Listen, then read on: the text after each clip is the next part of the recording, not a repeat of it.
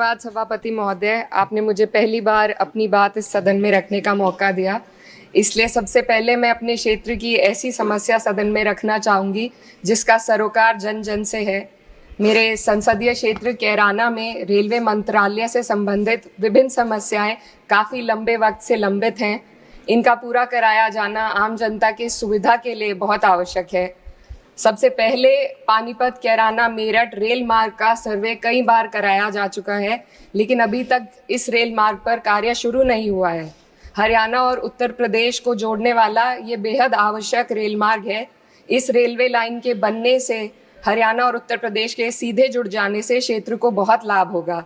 इसके अलावा शामली से प्रयागराज तक और शामली से वैष्णो देवी तक नई ट्रेनों के चलाने की मांग क्षेत्र के लोग लंबे समय से करते आ रहे हैं।